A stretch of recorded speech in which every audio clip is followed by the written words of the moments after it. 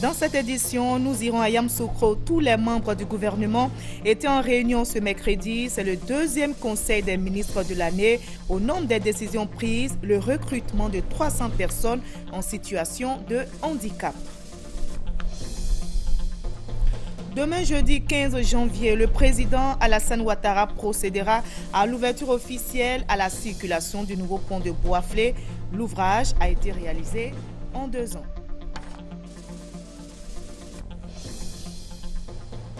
Et comment faire respecter la mesure d'interdiction des sachets plastiques en Côte d'Ivoire? Le CIAPOL, le Centre ivoirien anti-pollution, mène campagne pour expliquer aux populations l'intérêt de la décision gouvernementale. Le centre vient de rencontrer les opérateurs des secteurs des sachets plastiques. À peine arrivé dans les kiosques, le numéro 1178 de Charlie Hebdo a été arraché comme de petits pains ce matin. Habituellement tiré à quelques dizaines de milliers d'exemplaires, Charlie Hebdo sera finalement imprimé à 5 millions d'exemplaires. Bonsoir à tous et merci de choisir le journal de RTI1 pour vous informer. À suivre également dans cette édition, le dossier EcoPlus. Nous jetons aujourd'hui un regard dans le secteur agricole pour parler d'une filière, la filière Anacad. Comment relever le défi de l'industrialisation? La question préoccupe les acteurs de la filière et nous en saurons davantage dans le dossier EcoPlus proposé par le service économie de la rédaction. Ce sera dans quelques instants. Mais avant, prenons la direction de Yamoussoukro où s'est tenu ce mercredi un conseil des ministres présidé par le chef de l'État, Alassane Ouattara. C'est le deuxième conseil des ministres de l'année 2015. Réuni à la Fondation Félix Houphouët-Boigny ce matin, le gouvernement a décidé notamment de recruter à la fonction publique 300 personnes en situation de handicap. Le reportage de notre envoyé spécial sur place, Jérôme Kofi-Arbolay. Deuxième conseil des ministres de l'année 2015. Le premier tenu à Yamoussoukro, la capitale politique de la Côte d'Ivoire.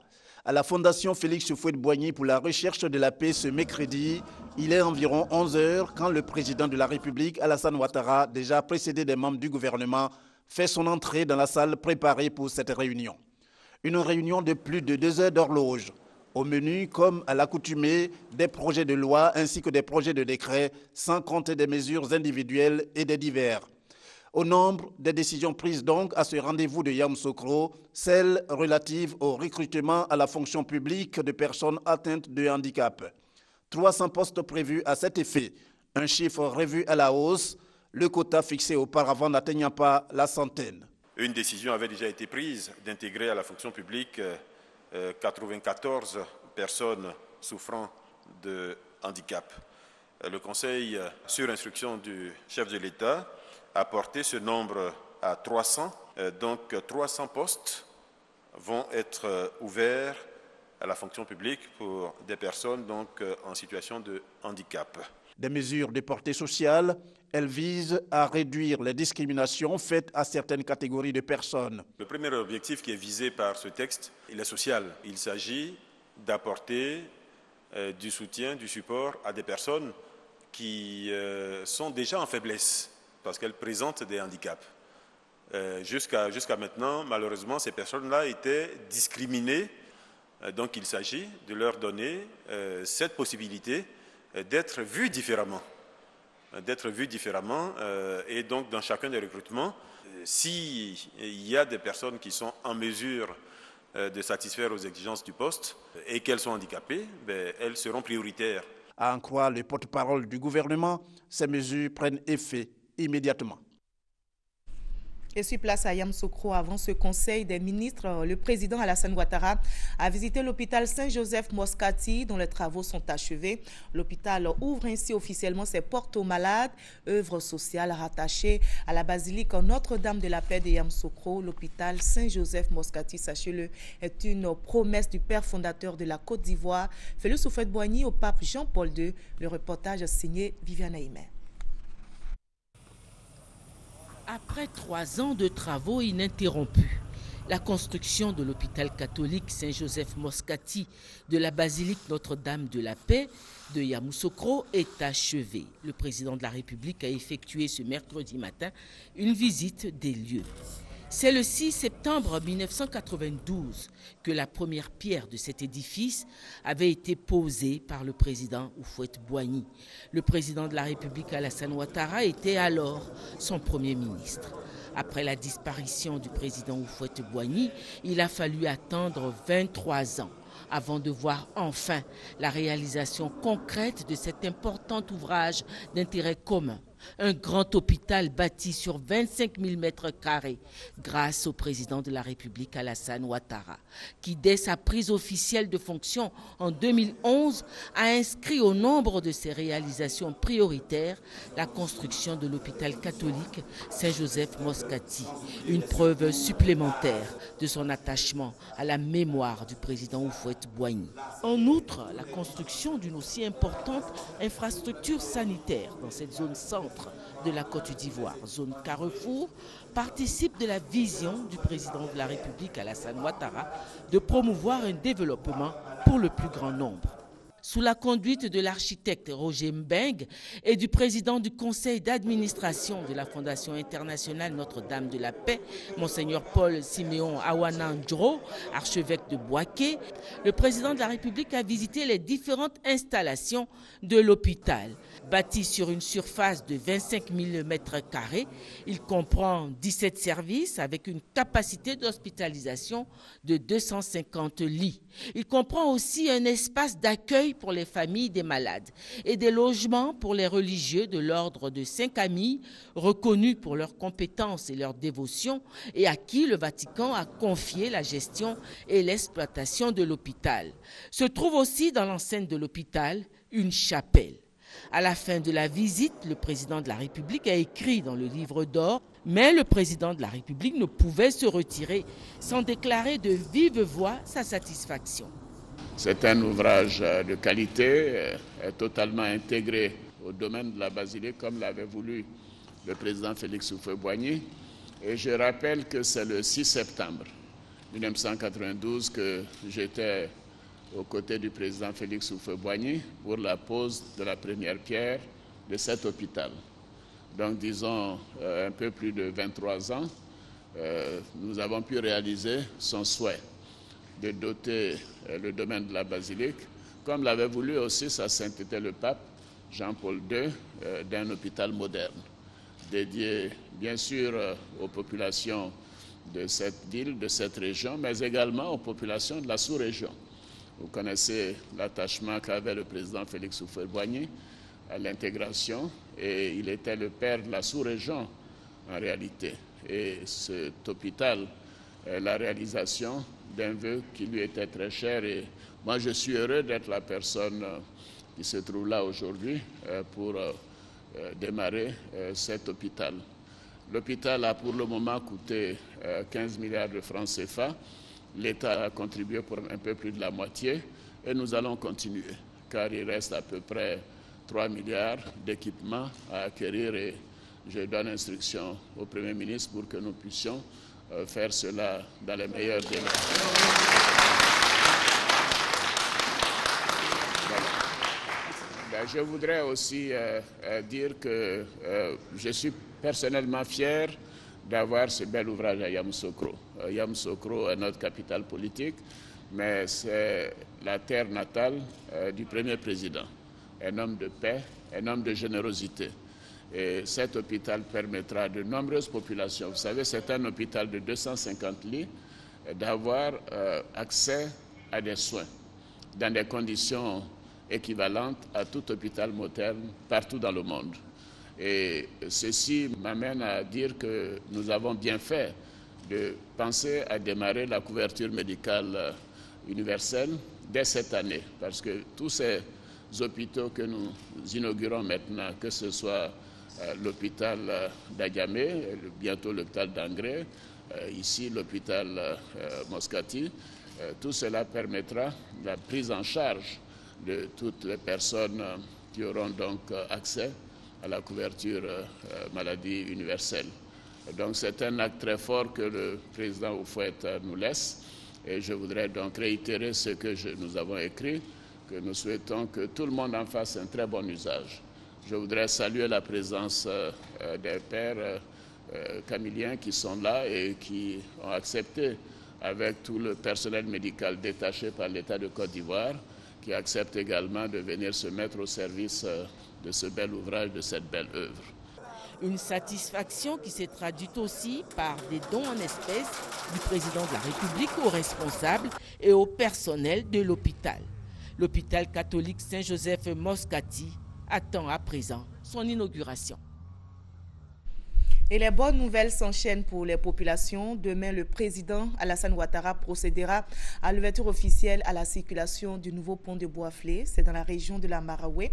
L'ouvrage, qui est une promesse électorale, a été réalisé en 2 ans. Les explications avec Abou Sanogo. Fin de calvaire pour les usagers du pont de Boisflé. Le nouveau pont sera ouvert à la circulation le jeudi 15 janvier.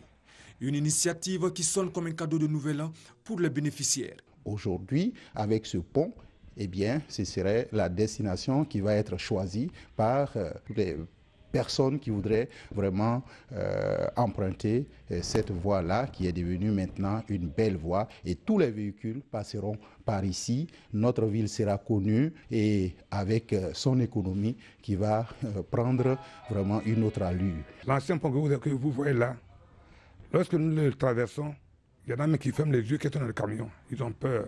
Il y avait la hantise de ce pont qui vient d'être fait. Je suis très comblé, la population est comblée. Ce pont va porter le développement.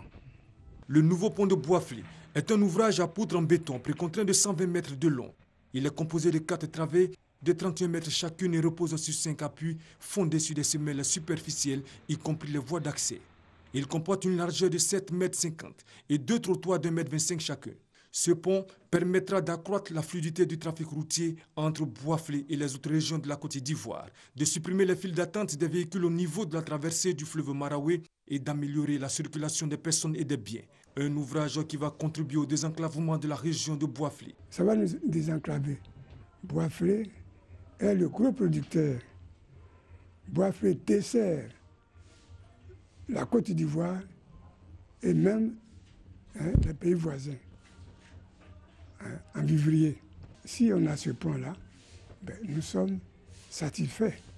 Quand je passe là-bas, je vois le pont, c'est que c'est le développement même de Boisflé. C'est le pont, on peut dire c'est Diao. Puis si ça vient d'Ibéria, ça passe là. Ça vient Guinée, ça passe là. Ça vient Man, ça passe là. Ça va désenclaver des quartiers, des villages, des villes.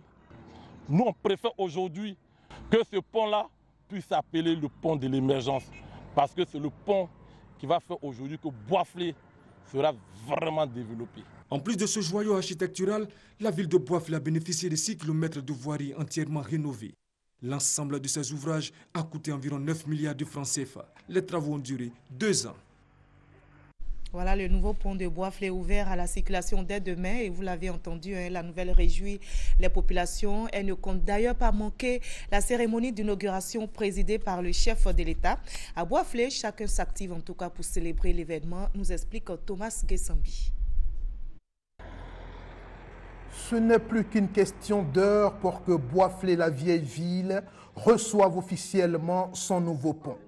Attendu depuis l'indépendance du pays, l'inauguration de l'ouvrage d'art sera faite par le président de la République, Alassane Ouattara. Un événement à préparer avec tous les soins. Il est important que la préfecture s'implique dans cette gestion avec les populations.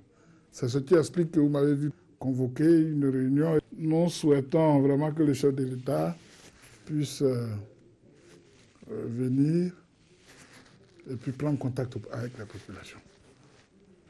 C'est d'ailleurs ce que la population lui réserve qui est important. Sur l'esplanade du pont, l'installation du dispositif d'accueil de l'événement. Dans ce décor, les autorités politiques ont le temps de se prêter aux questions, levant ainsi un coin de voile sur les dispositions prises. La fête de demain sera vraiment une des plus grandes fêtes du jamais vu parce que toute la population est mobilisée, toutes les populations de la Maraoué, depuis Genoula, depuis Saint-Fra, depuis Boisflé avec tous les petits campements. Après le pont de Bozi eh bien, les populations seront là-bas jusqu'à une haie allant depuis Bozin jusqu'à Boisflé même, attendant le chef de l'État. Nous sommes déjà prêts au niveau des hameaux, au niveau des villages, au niveau des communes, de toutes les villes.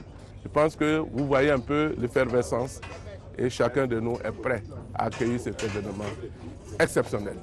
En plus du pont, ce sont 6 km de bitume dont bénéficie désormais la ville. Pour savourer ce regain de vitalité, la capitale de la Maraoué a fait sa toilette, mettant en relief les couleurs qui sont les siennes.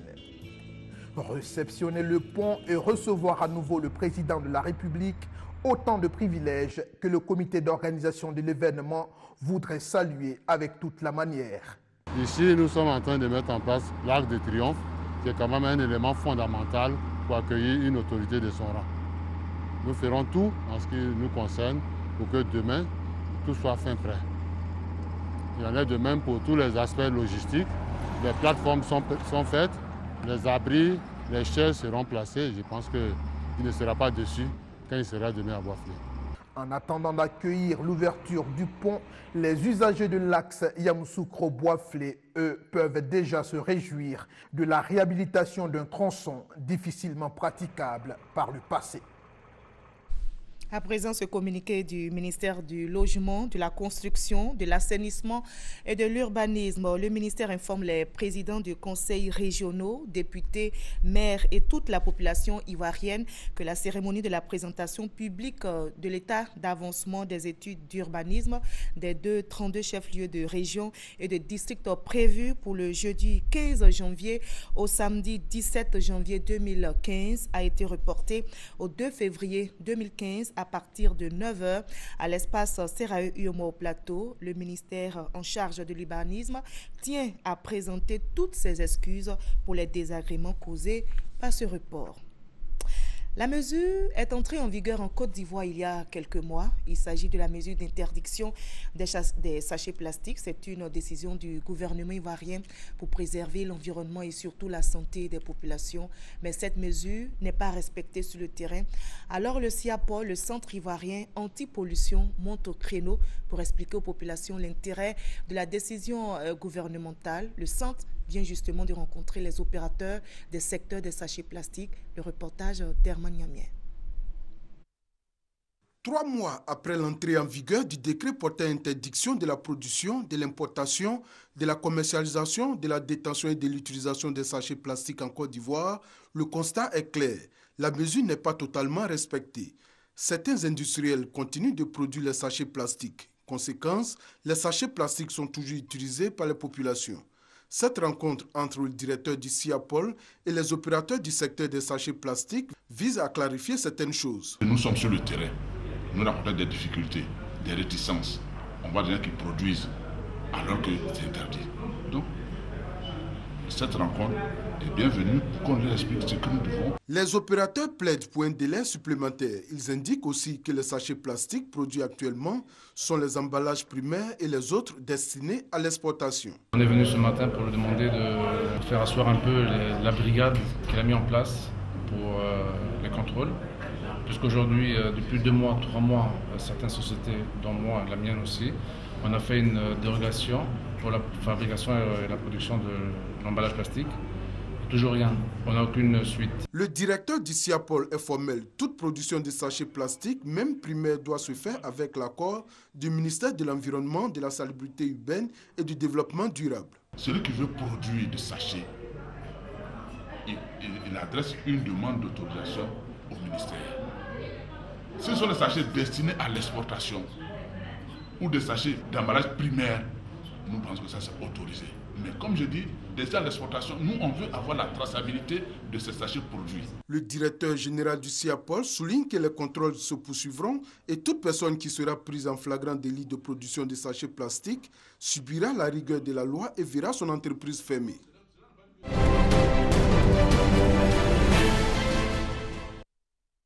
On en arrive au dossier EcoPlus. Nous jetons aujourd'hui un regard dans le secteur agricole pour parler d'une filière, la filière anacarde.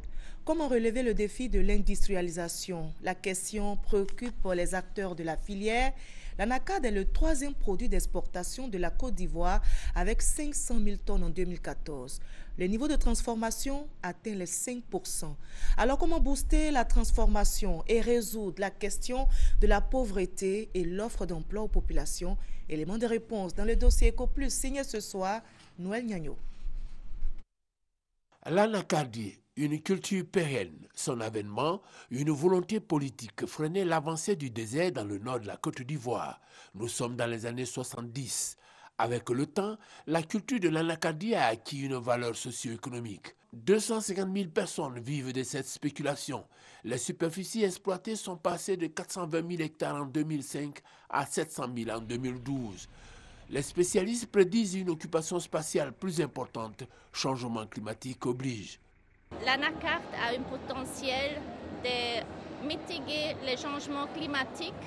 Quand on regarde d'ici 20 ou 30 ans en Côte d'Ivoire, là où on peut planter l'anacarde, ça va dépasser largement les surfaces qu'on peut produire aujourd'hui avec le cacao. Pour l'heure, le cajou, fruit de l'anacardier, est le 3e produit d'exportation, après le cacao et l'EVA. Le bémol, le taux de transformation. Il est faible. Conséquence, c'est un manque à gagner énorme en termes de valeur ajoutée pour l'économie, une perte de revenus pour les paysans, enfin une perte de recettes pour les finances publiques. Améliorer ce taux de transformation est un enjeu stratégique pour les pouvoirs publics, surtout que les atouts sont réels. Abondance de la matière première, la production a connu une croissance exponentielle. De 65 000 tonnes en 2000, elle est passée à 500 000 en 2014. Elle va croître davantage grâce à la réforme. Pour le cas spécifique de l'anacarde, le gouvernement a adopté la loi sur la réforme des filières coton et anacarde qui vise en amont à améliorer la production et la qualité des noix brutes. Au niveau de la consommation, les perspectives sont prometteuses. Pour le moment, il y a de nouveaux marchés, surtout en Asie. Le marché européen et en États-Unis sont stagnantes, mais aussi avec un petit taux de croissance. Et encore toute l'Afrique comme consommateur est à redécouvrir. Certains pays ont eu une consommation, ils vont le redécouvrir. Des atouts certes, mais des contraintes aussi. La faiblesse des capacités techniques et technologiques des promoteurs, les difficultés d'accès au financement, tant des équipements que de l'exploitation, la faiblesse des capacités managériales des promoteurs locaux, les problèmes de qualité, les difficultés d'accès aux marchés internationaux. Surmonter ces contraintes et relever le défi du passage d'un taux de transformation marginal de 5% aujourd'hui à 100% dans 5 ans, c'est-à-dire en 2020. Voilà qui a motivé la tenue du CIETA 2014, comme indiqué par l'atelier de Yamoussoukro d'opérationnalisation de la réforme de la filière anacarde de septembre 2013. La Côte d'Ivoire, premier producteur africain et 2e producteur mondial, faisant plus de 50% de l'offre mondiale de l'anacarde, était très en retard au niveau de la transformation. Donc c'est un des éléments qui devrait normalement booster la transformation de l'anacarde en Côte d'Ivoire. L'objectif de ce salon, c'était d'abord de montrer les équipements, les différentes technologies qui existent en la matière, les différents équipementiers et de créer une plateforme d'échange entre les investisseurs, les acteurs de la filière et les équipementiers. Une volonté politique soulignée pour sa singularité. J'ai été très impressionné par l'engagement du gouvernement. C'est ce qui est rare dans nos pays africains. Et là, nous avons vu la volonté politique derrière toute cette organisation. Et nous l'avons saluée. Parce que dans toute organisation, dans tout développement, si la volonté politique n'y est pas, il ne peut pas y avoir de réforme. Des équipementiers d'ici et d'ailleurs, Inde, Taïwan, Brésil, ont exposé leur offre de services avec à l'appui des démonstrations. Pour partager cette expérience des pays producteurs d'Afrique, Guinée-Bissau, Congo-Brazzaville, Sénégal, Nigeria, pour ne citer que cela, ont souligné la nécessité d'une synergie d'action sur les questions de transformation, surtout. C'est ensemble que nous pourrons devenir forts dans le cadre, par exemple, pour relever, n'est-ce pas, les défis. Vous savez que l'Afrique produit, mais l'Afrique ne sait pas transformer. Comment faire? Il faut réfléchir à cette question. S'agissant de cette transformation, des dispositions sont à prendre pour sécuriser l'approvisionnement des industriels locaux. Il faut pouvoir protéger ceux qui sont prêts à s'investir, leur assurer la disponibilité de la matière première. À ce moment-là, on sait que le gouvernement aura tout mis en place pour faciliter l'industrialisation de ce secteur. Le champ de la transformation de l'anacarde est défriché, labouré même. Il attend maintenant les investisseurs pour donner à la filière les moyens de sa pleine participation à la matérialisation de la vision du gouvernement, relever le défi de l'industrialisation de l'anacarde. Et c'était le dossier EcoPlus proposé par le service économie de la rédaction, dossier signé Noël Gnagno. Le directeur général du Fonds de prévoyance de la police nationale a visité ce matin le site de 6 hectares appartenant à la police nationale. Problème, l'espace est illégalement occupé par des inconnus. Le directeur général du Fonds de prévoyance de la police nationale leur donne 48 heures pour libérer le site. Reportage Konepa Gassoro. Propriété privée, fonds de prévoyance de la police nationale, interdit de jeter les ordures ici, sous peine d'amende 30 000 francs, nota bene police. Des messages qui montrent bien que ce site appartient à la police nationale. Pourtant, il est illégalement occupé par des individus. Informé, le directeur général du Fonds de prévoyance de la police nationale, FPPN, et ses collaborateurs décident de visiter le site. La visite ne sera pas vaine, contre toute attente. Le directeur général du FPPN a pu constater mécaniciens, boutiquiers, restauratrices, gérants de kiosques mener leurs activités en toute quiétude. Mais pire, certains plus courageux occupent les logements en construction sur le site. Je me suis retrouvée par le biais d'un jeune qui s'appelait Kouni. Il nous a pris, je crois, 5 000 ou 6 000. Il nous a dit bon, de rentrer dans la maison. Des occupants reconnaissent avoir été avertis. Cependant, ils demandent un délai pour quitter les lieux. On n'a pas refusé de quitter. Voilà, on va quitter. On n'a qu'à avoir pitié de nous. Voilà, si c'est une semaine, 2 semaines comme ça. Voilà, là on peut dégager un peu. Le directeur général du Fonds de prévoyance de la police nationale est formel. C'est des squatteurs qui savent que le jour où le propriétaire viendra prendre son terrain, il n'y a pas de délai. Il n'y a pas de délai, nous sommes venus juste leur rappeler qu'il n'y a pas de délai.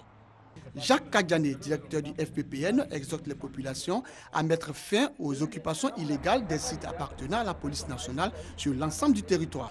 Une autre visite est prévue par les responsables du Fonds de prévoyance de la police nationale ce vendredi pour s'assurer de l'effectivité du déguerpissement.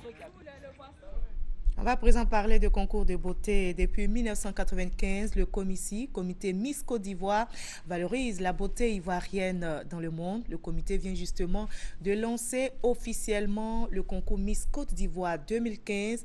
12 présélections sont prévues sur toute l'étendue du territoire. Estelle Brou, Franck Quadio. Faste et féerie de retour après l'édition 2014. Miss Côte d'Ivoire 2015, c'est pour bientôt. Lancement officiel pour planter le décor. Cette année, quelques innovations. Nous allons essayer d'inviter des artistes ou des personnes qui ont une connotation en rapport avec tout ce qui est élection apaisée. Pouvoir rester dans le même contexte, dans la même veine d'activité, permettre à tout le monde de se sentir bien et de faire un beau spectacle, ce sera le plus important. Pour l'édition 2015, le thème choisi, les élections apaisées. Si les élections sont apaisées, si tout se passe bien, on pourra faire Miss Côte d'Ivoire et tout le monde sera content. Donc nous sommes là, nous véhiculons aussi à notre manière des petites idées et nous essayons d'apporter notre petite contribution à tout ce qui se fait de bien dans ce pays. Prévu débuter le 14 février prochain, le concours Miss Côte d'Ivoire se déroulera sur toute l'étendue du territoire, 12 présélections et ce durant 4 mois. Le comité réunira toutes les belles filles ivoiriennes pour n'en choisir qu'une au soir de la finale nationale le 6 juin prochain. À peine arrivé dans les kiosques, le numéro 1178 de Charlie Hebdo a été arraché